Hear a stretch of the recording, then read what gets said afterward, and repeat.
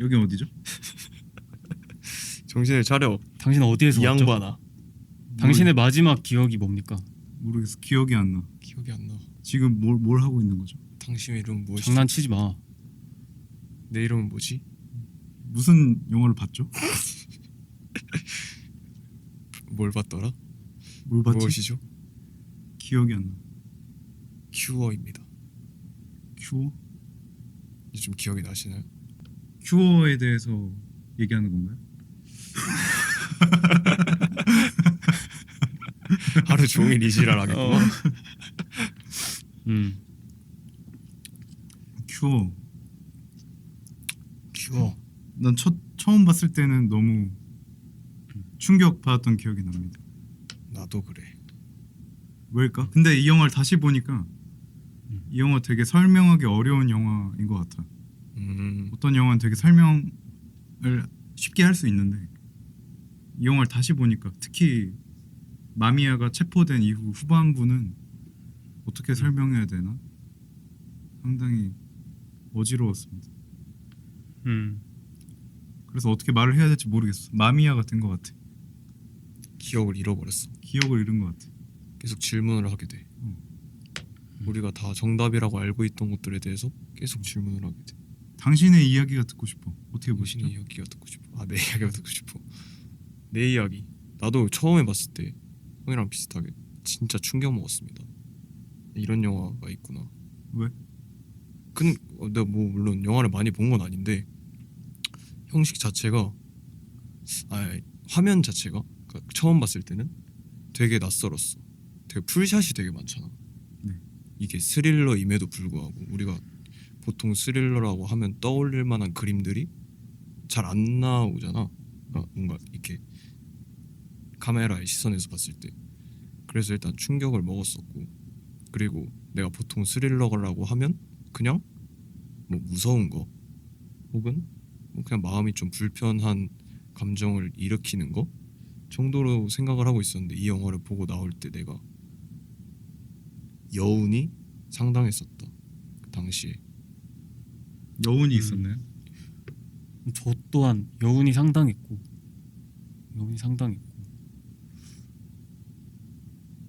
2년 전에 처음 봤거든요.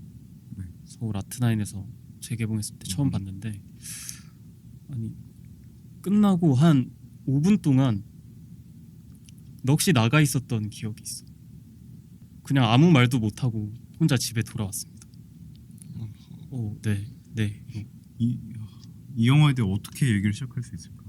일단 장르에 대해서 얘기해보는 게 좋은 것 같아.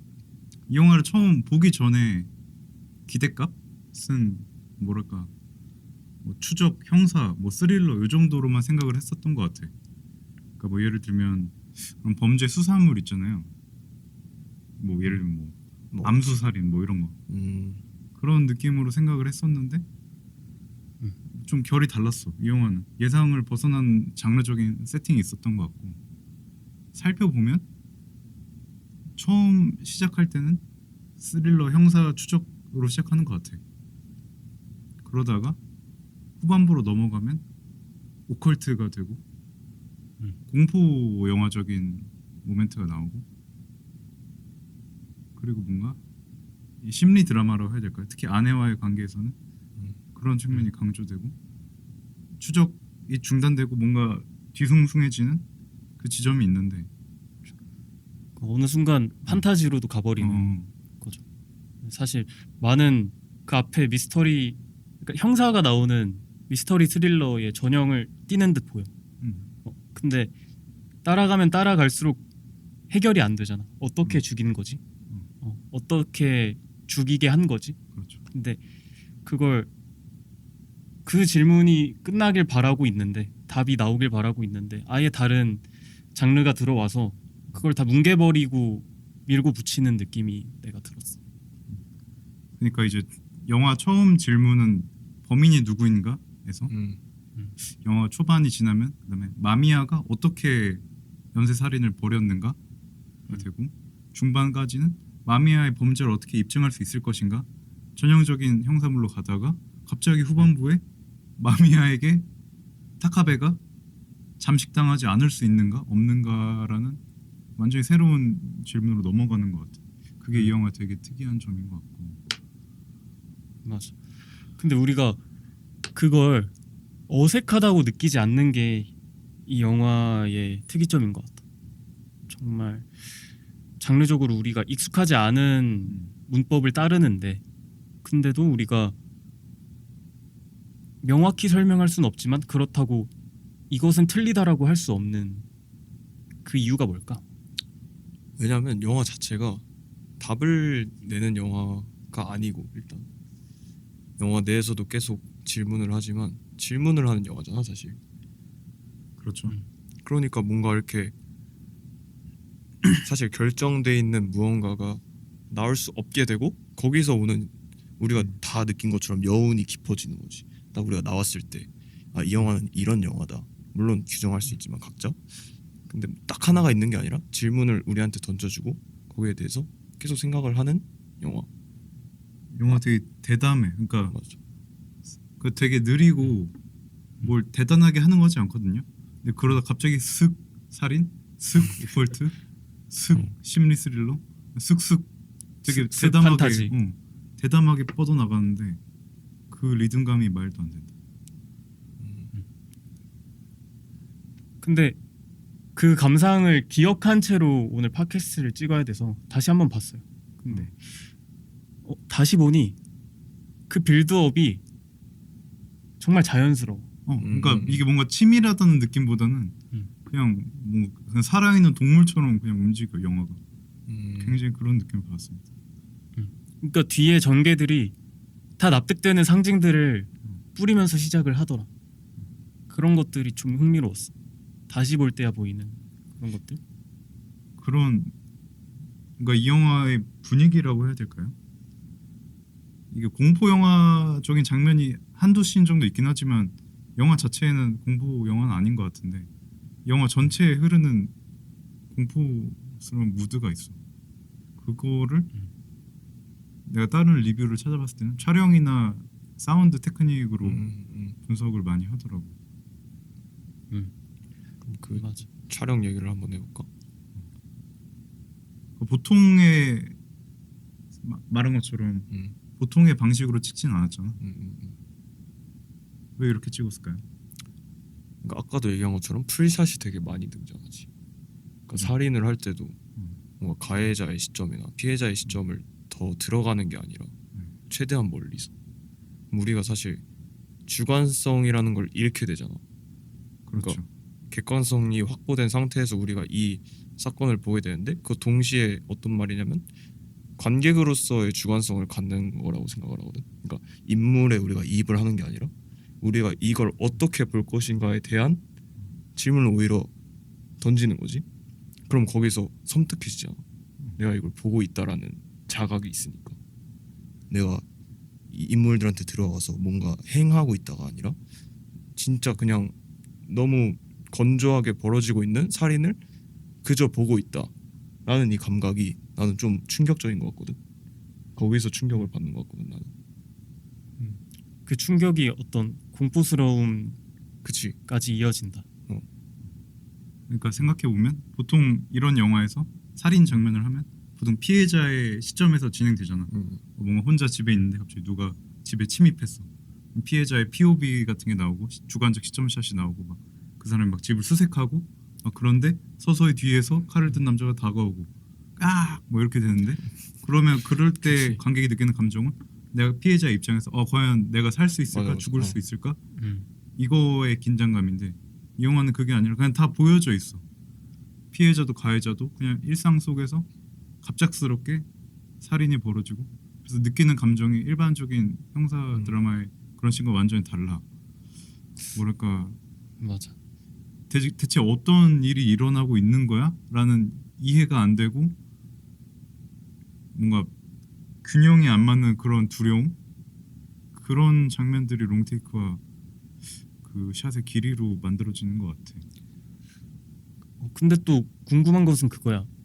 일단 전형적인 어떤 살인이 벌어지는 범죄물 그리고 수사극에서 뭐 피해자가 나오고 그 피해자가 살 수 있을 거냐 아니냐에 대한 건 사실 감정이입을 전제로 하는 거잖아. 그 그렇죠. 인물에게 우리가 들어간다. 피해자에게. 근데 이 시나리오, 이 작품 자체가 사실 피해자들에게 감정이입을 할 수 있는 구조의 작법이 아니야. 맞아. 여러 번의 살인을 우리가 볼 수밖에 없고 그들이 살인을 당할까 말까의 서스펜스를 느끼는 건 마미아잖아요. 그 살인범이. 그러니까 마미아가 뭔 짓이 있다라고 확신해야만 갖는 감정이란 말이야. 근데 그것 또한 사실 상당히 지연된 시점에 확정이 된다는 거지. 근데 그렇게 보면 그럼 마미아가 선택한 살인자들 있잖아. 네. 그 사람들은 대체 뭘 의미하는 거지? 그냥 너무 평범한 거죠.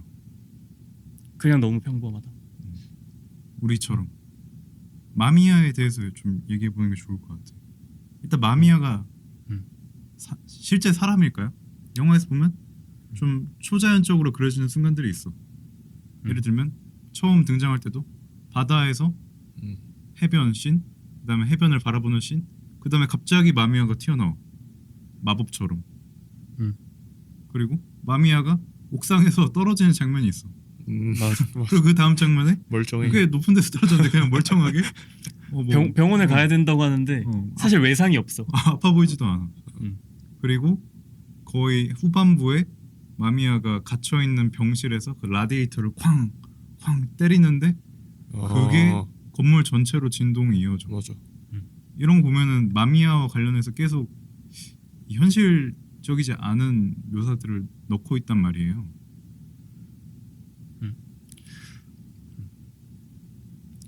근데 사실 뭔가 현실적인 배경을 설명하려는 듯 보여.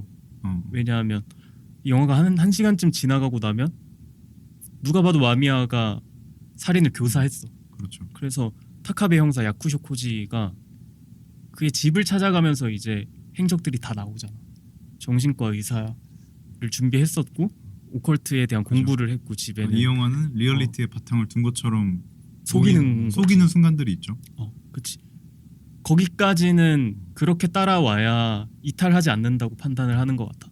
근데 그 이후에 한 묘사들을 보면 진짜 신적이잖아. 그렇죠.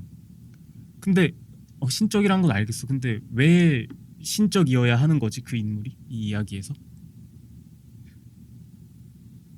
그 마미아는 뭐 이게 너무 뻔한 얘기지만 상징적으로 그냥 그러니까 이 인물은 인간이 아닌 것 같잖아.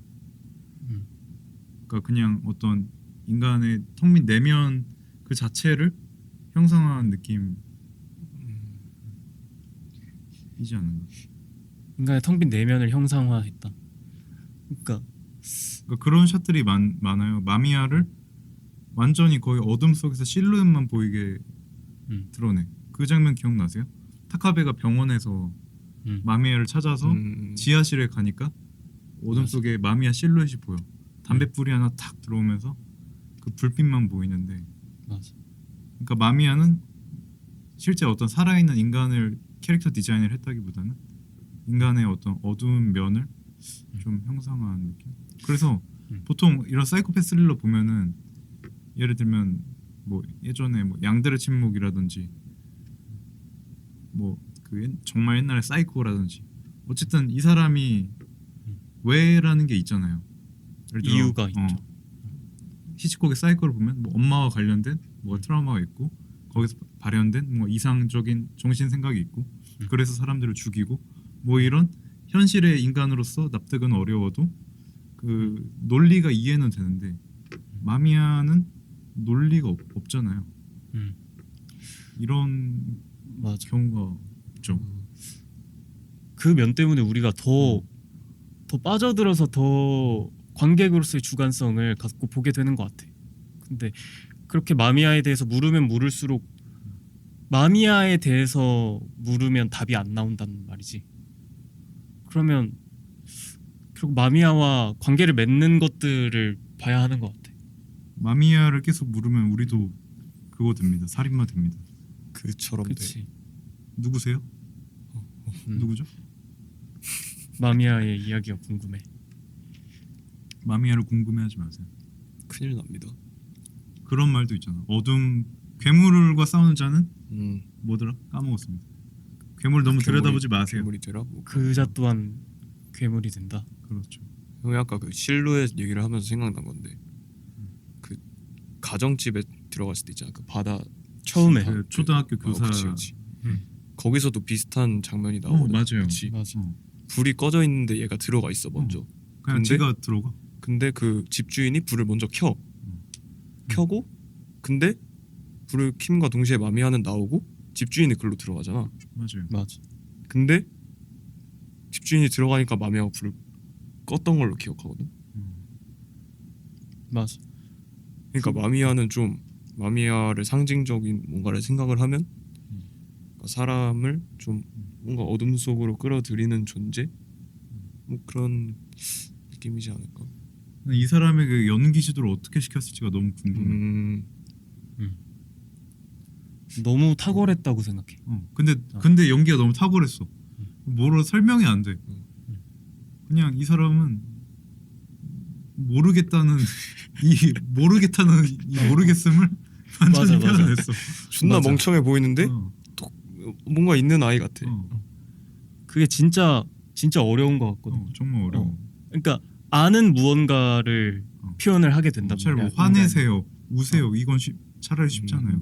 근데 우리가 아는 그러니까 그 사람도 배우기 전에 그냥 개인으로서 인간으로서의 삶이 있을 거 아니야. 그렇죠. 그 삶에서 아는 감정들을 베이스로 움직이려고 할 텐데 그런 그거를- 순간이 카메라에 담기지 않았다는 거지. 그거를 완전히 탈색시켜 버렸어.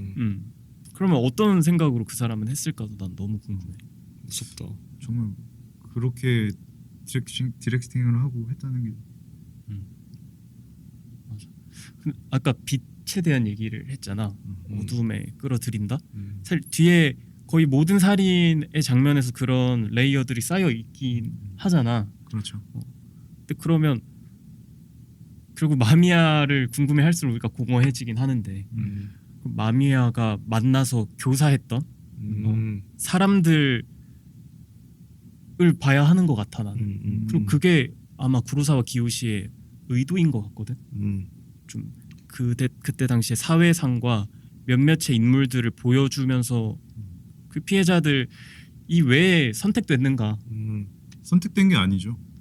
그냥 마미야는 우연히 만난 사람들을 다 내면에 작은 악을 끄집어내서 확대시킬 수 있는 능력을 가진 사람이고. 그래? 마미야가 그들을 선택했나요? 마미야는 선택하지 않았을 수 있지만 네. 기요시는 선택을 감독은 했지. 선택을 했겠지. 기요시는 그때 어떤 연령에 누가 죽어야 한다는 그치. 설계를 한 거잖아. 그럼 결국 기요시가 보는 기요시 각본가가 보는 97년 도쿄의 상이 담겼을 거라 생각을 하거든. 그러니까 뭐 마미야가 죽이게 한 사람들이 불황자라든지 뭐 양아치라든지 이런 사람들이 아니잖아. 교사, 그치. 경찰, 평범한 사람들이지. 맞아. 평범한 것보다 더 괜찮은 사람들. 맞아. 안정적인 삶을 살고 있는 사람들인 거지. 그런 사람들을 골랐는데, 그러니까 예를 들어 내가 마미야가 양아치를 이렇게 살인 충동을 일으키게 하는 건 좀 쉬워 보이잖아. 그 사람은 이미 분노가 많으니까. 정말 분노가 하나도 없을 것 같은 사회의 규격에 너무 잘 맞게 살고 있는 사람들을 끄집어낸다는 게 그런 의도에서 기요시가 선택한 거 아닐까요? 그 사람들에게도 말 그대로 어두운 면이 있다라는 거지. 그 사람들도 있으니까 우리도 있는 거지. 더 괜찮은 사람들도 또 갖고 있는 거. 맞아. 그러니까 그 색이 말인 거잖아 사실. 자기 이 작품이 나온 시기도 그렇고 97년이죠. 네. 시기면 IMF 직전이고 세기말 감성이 막 부글부글하던 시기인데 그때 이미 제도권에 있는 사람들조차 안에 있는 잠재적인 어떤 어두운 것, 영화 표현을 빌리자면 어떤 증오? 기요시가 인터뷰한 걸 봤는데 일본이 욕구 불만에 가득 차 있다라고 생각을 했다. 이렇게 얘기를 하더라고. 당시 일본은 욕구 불만이라는 게 그게 왜 살인으로 도출되어야 되는가? 는 아마 음. 옴진리교 97년 즈음에 있었던 음. 그 지하철에서 화학가스를 살포해서 사람들을 죽였던 테러라든지 맞아. 그렇게 붙지 않았나 하고 추측을 사람들이 하더라고요. 그러니까 사실 이슈가 된 큰 사건이 있어서 우리가 상징적으로 바라볼 수 있는 것이지 사실 크고 작은 살인 사건들은 계속해서 일어난단 말이야. 우리가 그것이 너무 규격 외일 것일 때 이슈가 되는 것 같아. 보면 최근에도 강남에서 또 광주에서 뭐 묻지마 살인 사건들이 발생하곤 했잖아. 그럼 정말 왜 살인으로 도출되어야 하는가인 것 같아. 근데 어. 영화 보면 공감하지 않았어요? 나는 감정이입을 꽤 많이 했어. 그 누가? 살인자들에게. 응. 그러니까 나는 나만 그런가? 잘 때 침대 누우면 뭐 옛날에 나한테 뭐 안 좋은 일 했던 사람들 기억이 가끔 나잖아. 죽이는 상상을 해? 나도 모르게 입에서 그냥 아 씨발 다 죽여버리고 싶네. 이렇게 말하고 나도 놀래. 근데 왜냐면 그 사람들이 막 죽을 정도로 잘못한 거 아니야. 당연히. 뭐 사람이 뭐 살다 보면은 사회에서 살다 보면 싸울 수도 있고 뭐 그런 거잖아. 그치. 근데 나도 모르게 분노가 아, 씨발 다 죽일까? 그냥 이런 생각을 나도 모르게 하고 지하철을 탔는데 사람이 너무 많아. 다 죽이고 싶어. 이 사람들 다 죽으면 어떻게 될까?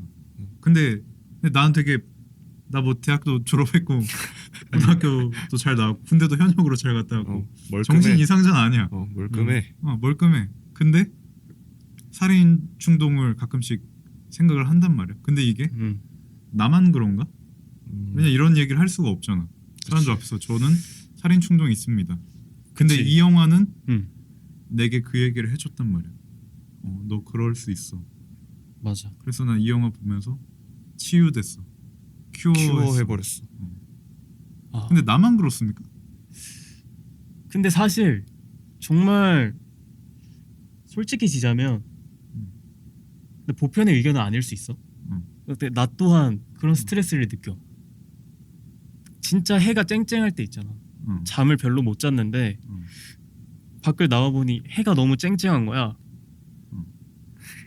근데 앞에 한 수백 명이 있어. 내 앞길에. 그럼 정말 힘들거든. 무서운 사람들이네. 살인 충동 순간적으로 0.1초라도 진짜 울컥해. 뭔가 맞아. 정말 밀고 싶다. 그러니까 그런 생각이 든단 말이야. 안 드세요? 그냥 솔직하게 말해봐. 무서워요. 아니 그럴 때가 그래? 있긴 하지. 그럴 때가 있긴 한데. 아니 난 그 정도는 아닌데. 마미 앞에서 버틸 자신 있어? 버텨야지. 살인을 하고 살 수 있어? 살인을 하면 안 되는 거야 이 사람들은. 근데 우리 안에 그런 폭력적인 충동이 있다는 걸 맞아. 부정하기만 하면은 그래서 부정하니까 마미야가 저렇게 얘기를 했을 때 사람들이 살인을 하는 현혹되는 거죠. 거죠. 그렇죠. 왜냐하면 그걸 자기가 스스로 먼저 인지를 하고 있으면 그렇죠. 그게 이게 통제가 되는데 그걸 평소에 뭔가 그러니까 표출하지 않고 계속 그걸 무시하다 보니까 그러니까 스스로에 대한 질문조차 하지 않으니까 그래서 마미야가 계속 되게 기본적인 질문들을 하잖아. 너 이름 뭐냐? 너 지금 그 대답을 해도 계속 물어봐. 뭐 아내와의 관계는 어떠냐? 뭐 네가 사는 곳이 지금 어디냐? 뭐 직업이 뭐냐? 그러니까 우리가 당연하다고 알고 있는 것들에 대해서 계속 질문을 하잖아. 그게 사실 형이 말한 어떤 그 내면에 있는 살인 충동을 우리가 인지하려면 스스로에 대한 질문을 계속 해야 되는데 그게 안 되는 상태니까 그치. 그러니까 딱 터지면 위험한 거지. 그 욕구불만 사회라고 기요시가 그때 당시에 일본을 정의했다고 했잖아.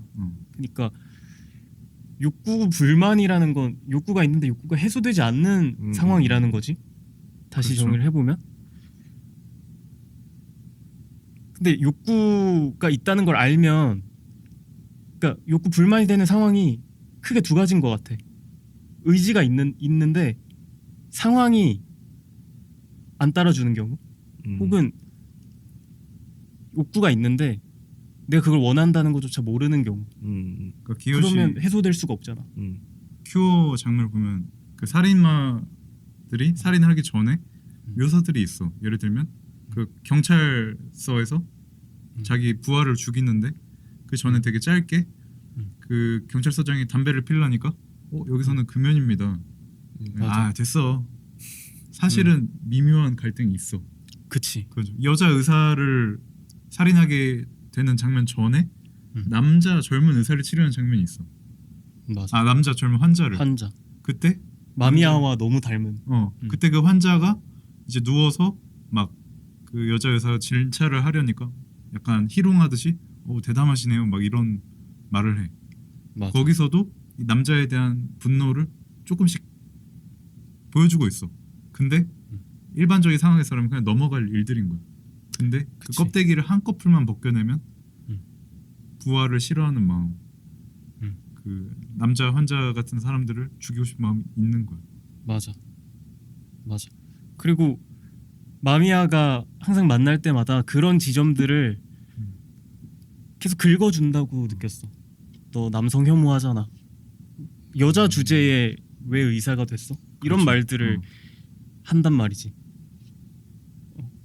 그리고 그런 말들에 최면이라도 걸린 듯이 넋이 나가버려, 모든 그 대상자가.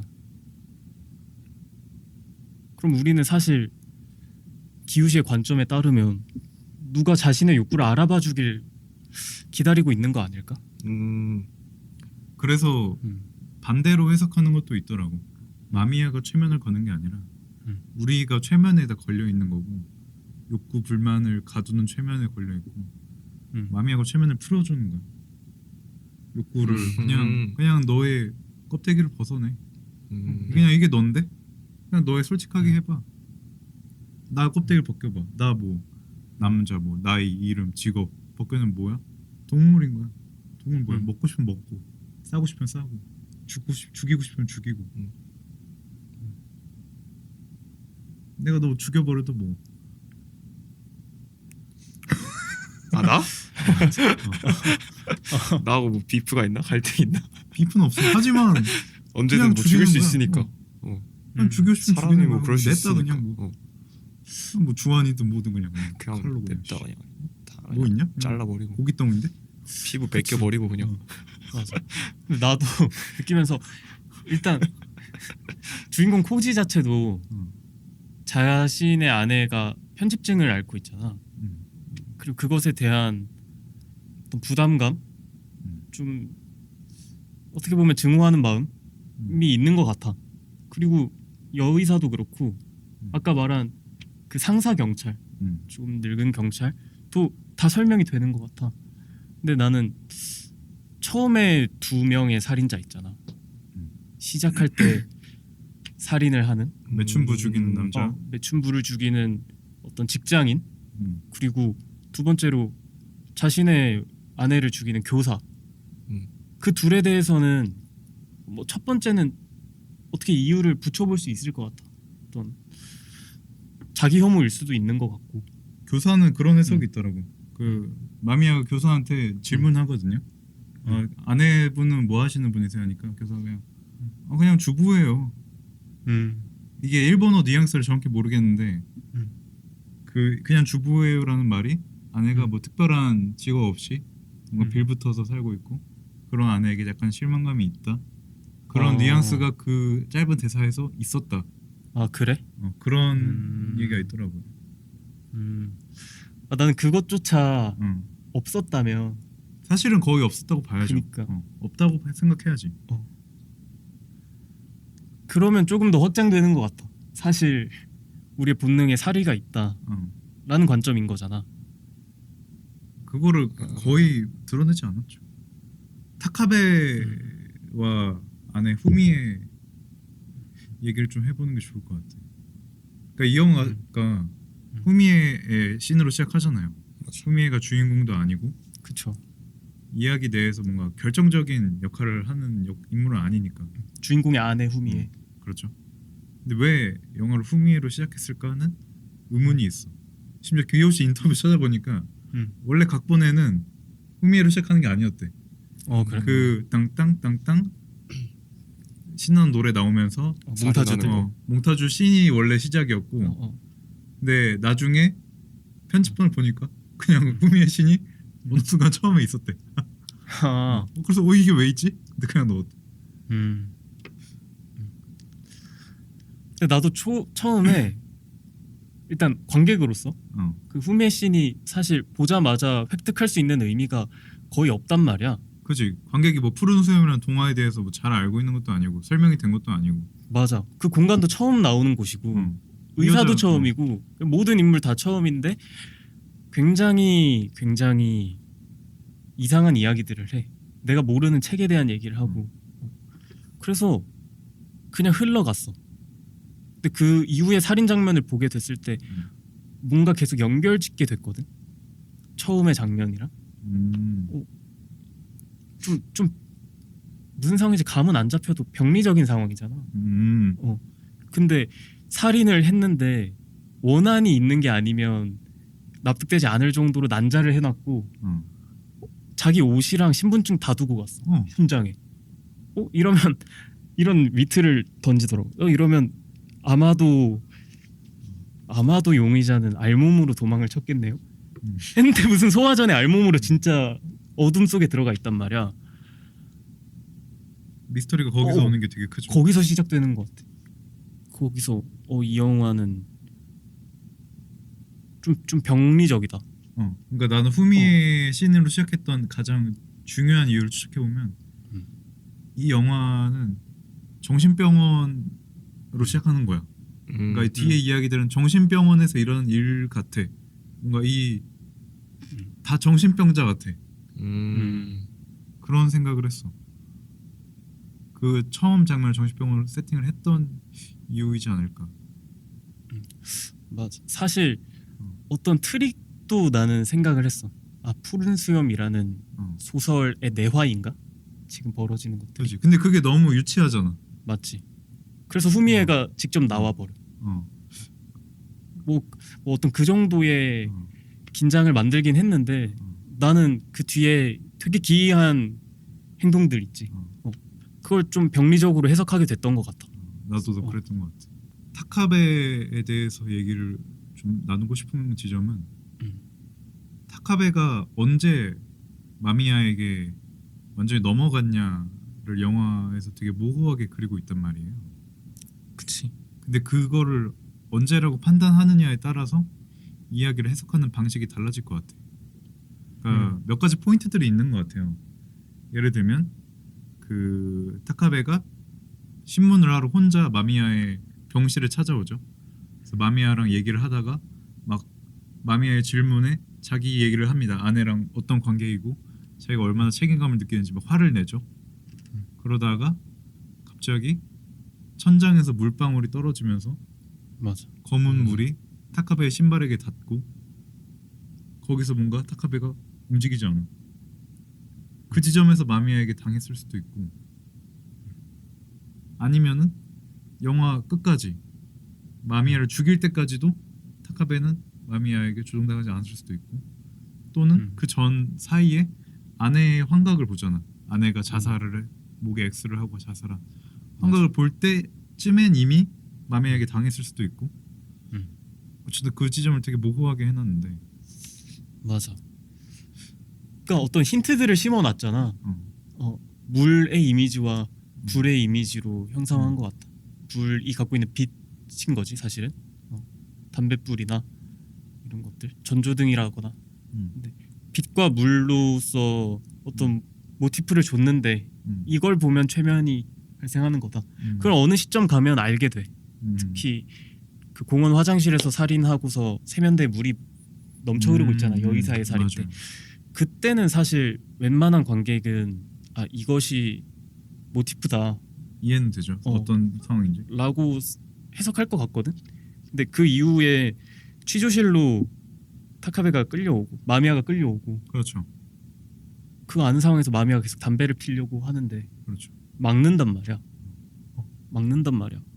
그러면 이미 최면술 자기 친구한테 최면술에 대해서 들었고 그걸 공부한 입장에서 당하지 않으려고 애썼던 인물 같아 타카베는. 근데 환영을 보게 되잖아. 그러면 사실상 명확한 체면 행위가 없었어 영화에서. 그 전까지 무리라거나. 타카베는 최면에 당하는 모습을 영화에서 보진 못했네 우리가. 맞아. 어느 순간 그냥 그냥 어느 그 순간. 유치장에서 그 장면이 시작된 것뿐이야. 어. 어느 순간. 근데 어느 순간 정확한 순간 없이 슬슬슬슬 넘어가 버렸네. 그렇다는 거지. 근데 내가 질문을 하고 싶은 건 어. 타카베가 마미야한테 당했다고 보는 게 맞아? 왜냐면 극 중에서도 계속 보여지는 게 둘이 되게 닮은 사람처럼 보이거든. 나 헷갈린 장면도 있어. 그 타카베 장면 바로 뒤에 마미야가 혼자 옥상에서 멀찍이 혼자 이렇게 앉아 있는데 맞아. 그때 실루엣이 타카베랑 똑같아 마미야랑. 입고 있는 옷도 어. 비슷하잖아. 야상도 같지. 코트 입고. 맞아. 맞아. 나도 그걸 촬영면에서 짚고 싶었는데, 그러니까 되게 유명한 그 유치장 장면 있잖아. 빛과 어둠을 서로 교차하는 그 침대가 있는 마미야의 감옥에서 벌어진 씬. 그 이전부터 사실 두 번째로 볼 때는 그냥 블로킹이 계속 똑같더라고. 그러니까 둘의 레이어가 같더라. 뭐 옥상에 서서 도쿄 전경을 이렇게 바라보는 장면들이 있어. 초반에 살인 사건이 맞죠. 벌어지고. 그때 보는 게 뭔지 아십니까? 뭐죠? 저 멀리 무슨 공장 탑 같은 데서 깜빡거리는 전멸하는 불빛입니다. 챙챙 라이트 불빛처럼. 그럼 사실상 마미야가 현연하지 않아도 우리 일상에 있다는 거네. 최면이. 우리를 최면하거나 혹은 각성시키는 무언가가 이 사회 전체가 어. 최면을 걸고 있는 겁니다. 이미 도쿄에는 있다는 거네. 그 이미지 자체로 이 이야기를 도쿄로 확장해버려. 그냥 그치. 시적으로 그냥 턱. 그치. 이 영화 그런 점에서 좀 미쳐. 와. 그 장면 하나로.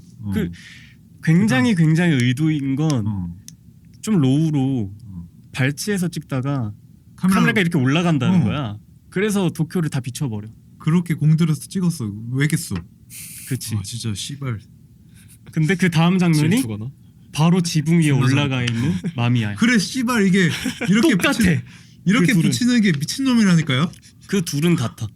근데 그거 처음 볼 때 그거 보면서 보냐고. 안 보여. 안 보여. 근데 관객의 마음속에 최면을 걸듯이 그치. 스며들어. 들어와. 이렇게 싹. 이미 젖어가고 있어. 우리도 그- 최면에 걸리고 있어. 맞아. 쉣. 그래서 타카베가 난 촬영 면에서도 뭐 블로킹에 관한 건데 블로킹이라는 용어를 설명을 한번 해줘야 돼. 블로킹이라는 건 가리다. 프레임 안에 인물들을 어디에 위치시킬 것이냐라는 거예요. 그러니까 블럭하면은 구역이잖아.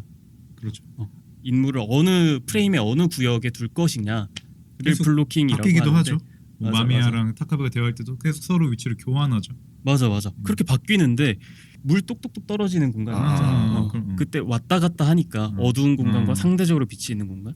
근데 그걸 야쿠쇼코지에게 하기 전에도 경찰들 2명을 만나잖아. 그때 최면이라고 할게 일단. 그러니까 교사 당하는 늙은 경찰은 앉아 있고 타카베는 서 있어. 초반부에 그 곳에서 마미야. 마미야. 다른 젊은 경찰까지 둘은 다 앉아 있어. 근데 자극해야 될 대상은 늙은 경찰이잖아. 마미야가 앉으면 셋이 같은 레벨이 되잖아. 그때 최면을 당하지 않는 젊은 경찰은 곧바로 일어나서 나가버려. 그러니까 그런 식으로 인물을 앉히고 세울 것이냐 어느 위치에 블로킹 할 것이냐부터 사실 굉장히 치밀하게 빌드업을 해두었다. 그런 설계돼 있어. 안 그래 보일 뿐. 맞아. 그런 게 너무 많아. 정말 정교해. 영화 전체 그냥 정말 없어 있어. 정교해. 사실은 그렇게 미묘한 방식으로 플레이를 하면은 지루하단 말이야. 그러니까 근데 이 영화는 되게 뭔가 상업 영화급의 긴장감이 있어. 맞지. 그게 이 영화 내내 끊임없이 미스터리를 넣고 그런 노멀해 보이는 씬 전에도 폭탄을 심어놔 항상. 그치. 어떻게 이렇게 장르적인 플레이하고 예술적인 상징을 같이 쓰는 걸까요? 대단한. 그쵸. 그게 진짜 대단한 것 같아. 그게 진짜 대단한 것 같아. 누가 봐도 뭔 얘긴지는 모르겠어라 하더라도 그래도 계속 집중했어라고는 할 수 재미는 있는. 그러니까 이 이야기 뭐 메시지 아무것도 몰라도 그냥 재밌게 볼 재밌어. 수 있어 이 영화. 맞아. 그게 진짜 대단한 지점인 것 같아. 뭐야? 대단하다는 얘기 하지 마. 근데 죽여버릴 거야. 그러사 이게 뭐야?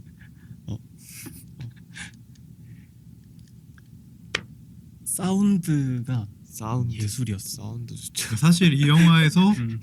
아무것도 없어 보이는 굉장히 건조한 화면에서도 긴장감이 만들어지는 어떤 서브리미널적인 효과는 사운드에서 나온다. 사운드가 제일 사운드가 뭐 예술이었어. 상징적인 거라고 하면 세탁기 그렇죠. 세탁기 소리.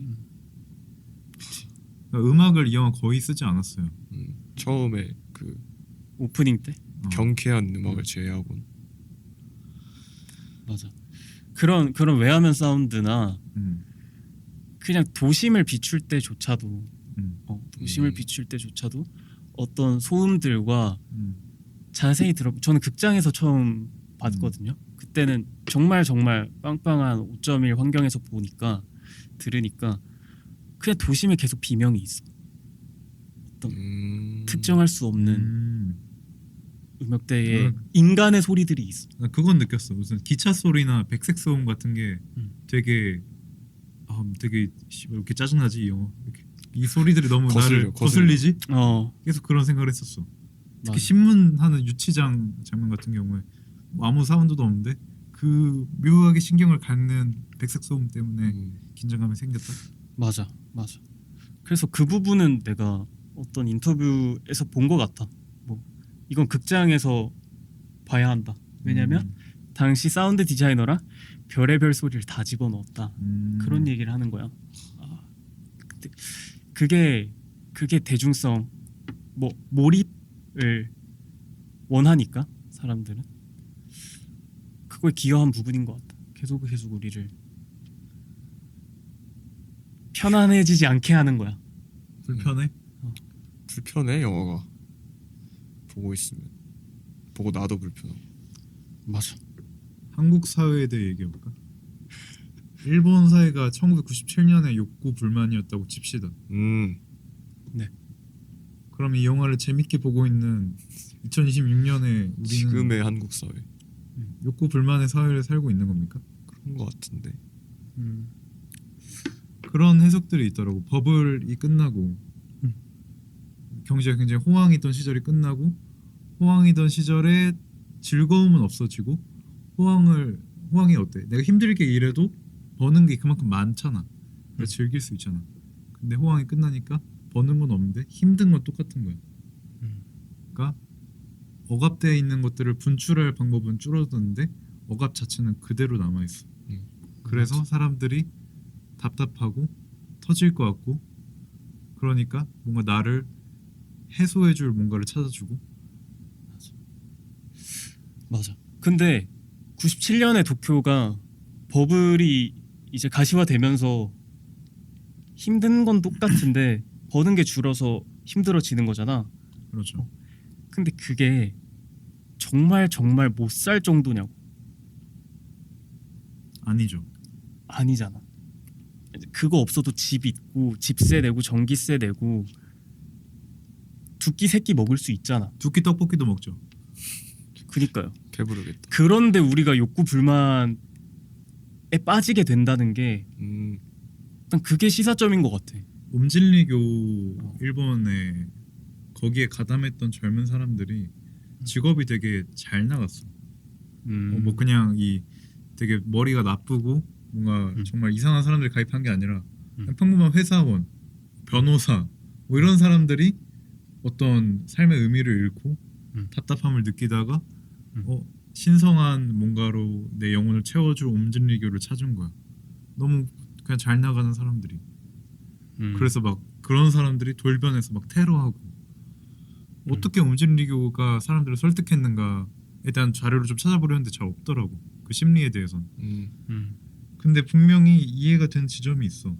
뭐 그런 친구 없어요? 고등학교 때 알던 앤데 뭐 얘기를 들어보니 뭐 사이비에 들어갔다더라. 난 한둘 있었거든. 아 진짜? 저도 있어요. 오. 맞아. 근데 걔네도 진짜 그냥 평범한 애들이었어. 무엇이 그들을 그렇게 만들었을까? 나의 주변 사례를 들면 음. 그 친구는 엄마 아빠가 의사였어. 두 분 다. 음. 그래서 항상 의사가 되겠다라는 주변의 기대를 받고 자랐거든요. 그리고 실제로 공부도 전교 1등만을 했어. 근데 걔가 현역으로 대학을 못 가게 된 거야. 고등학교 가서는 3, 4등 이렇게 밀리면서 의대를 못 가게 됐어. 근데 그 이후로 걔가 재수 삼수 하더니 완전히 그 길을 접고 망가져버렸어.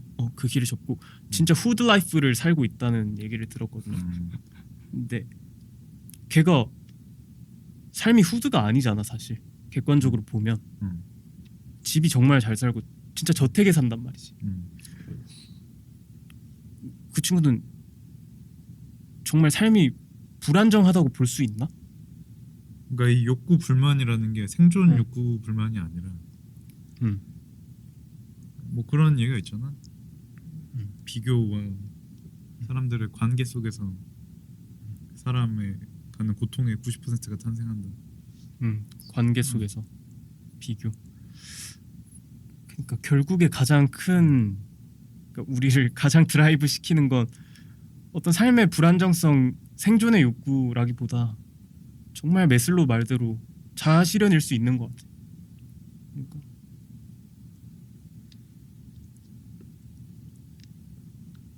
죽여버리고 싶어.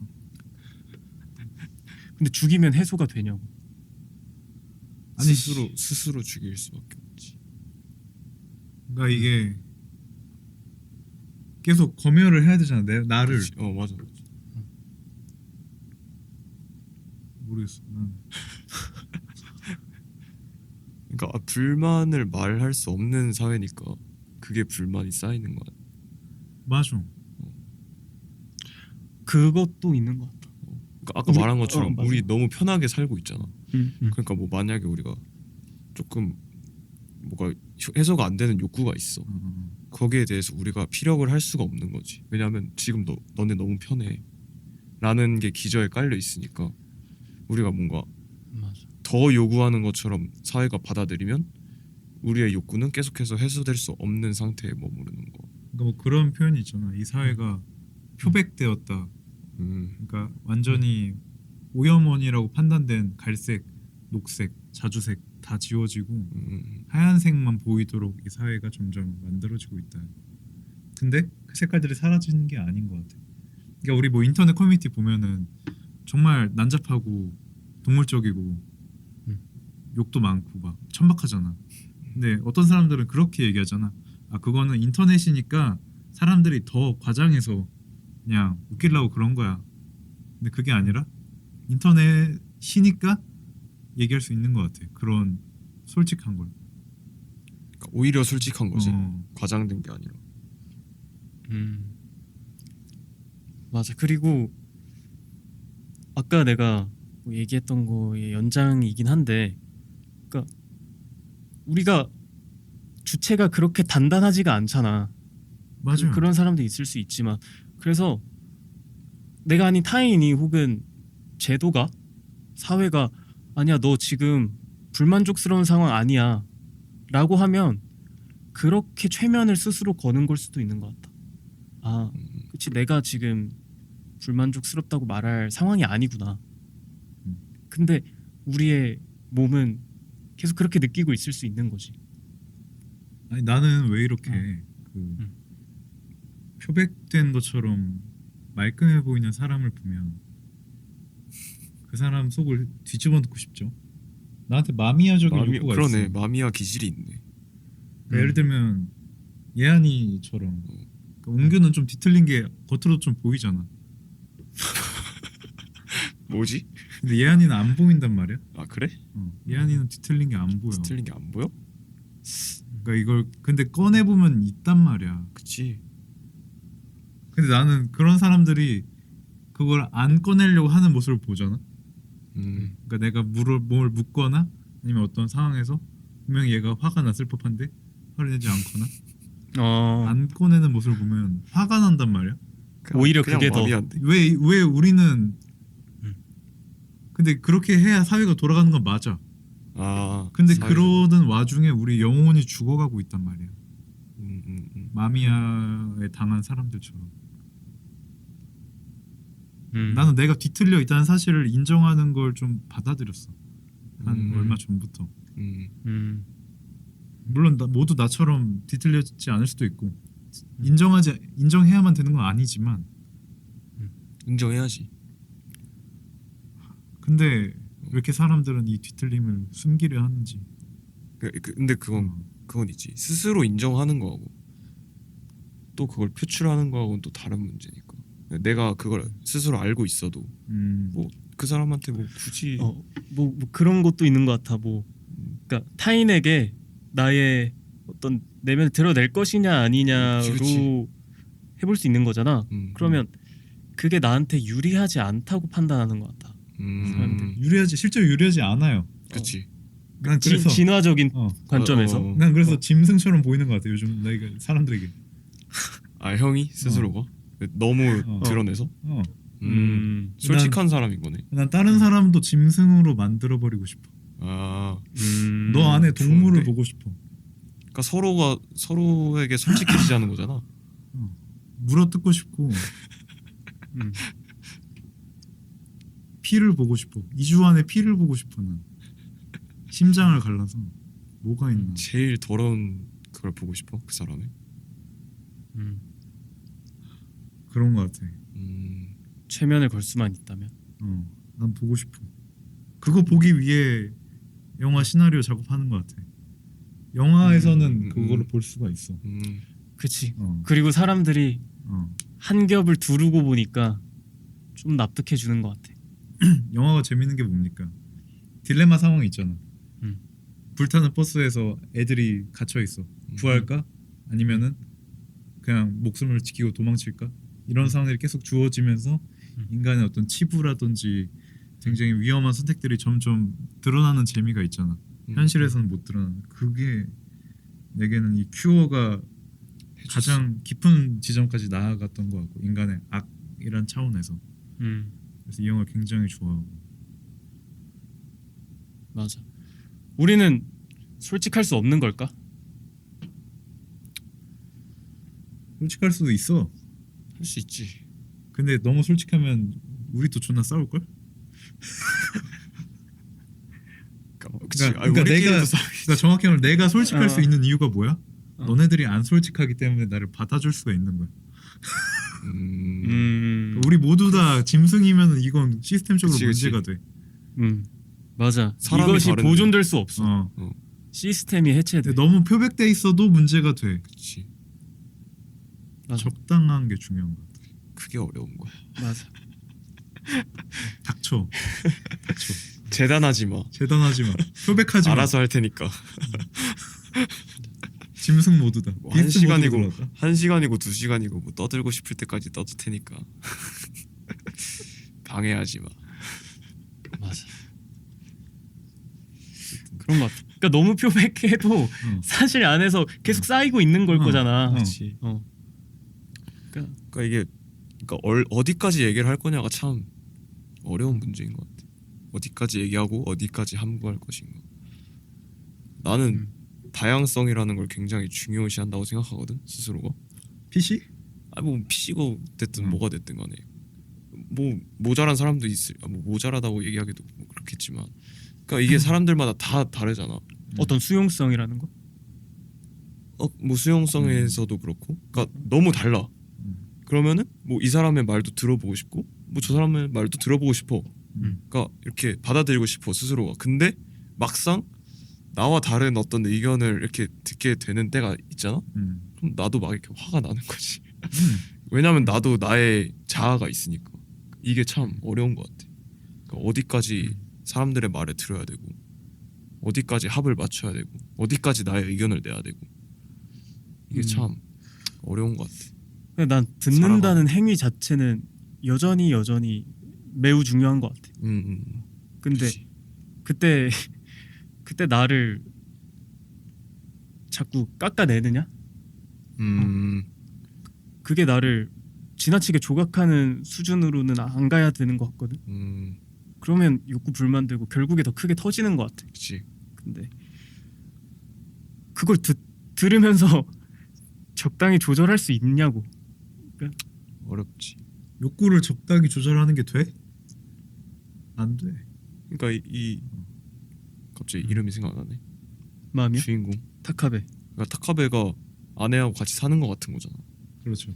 본인의 일이 있고, 본인이 해야 되는 일이 있고, 그리고 뭐 일 외에도 뭐 부부 관계도 사실 좋진 않을 거 아니야. 저 상황이면 뭔가 이렇게 사랑을 나누기에 적합한 형태는 아니잖아. 적합하지 않죠. 상황 자체가. 교류가 식사 때 말고는 없지. 그러니까 근데 식사를 그 같이 하지도 관계를 않고.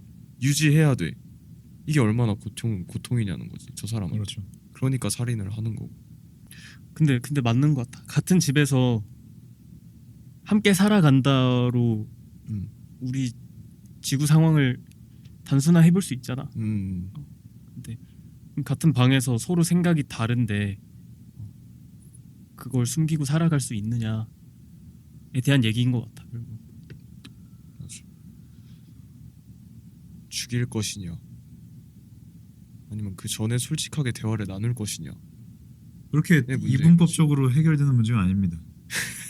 솔직하게 대화를 나눈다고 해결돼? 안 돼. 그러니까 아내랑 그러니까 적어도 살인은 하지 않겠지. 그러니까 그 삶이 행복해 근데? 그렇게 계속 지속할 그러니까 행복하지 수가 있어? 않을 거면 지속하지 않는 게 맞는 거지. 왜냐면 그럼 아내랑 이혼해. 그럼 아내를 버리는 건데? 그 선택은 맞아? 정신병원에 가두는 거? 그러니까 이거는 어, 그러니까 어떻게 해도 벗어날 수가 수 없는 없어. 부조리함인 거야. 그러니까 이걸 대화로 해결할 수 있다 뭐 이런 수준이 아닌가.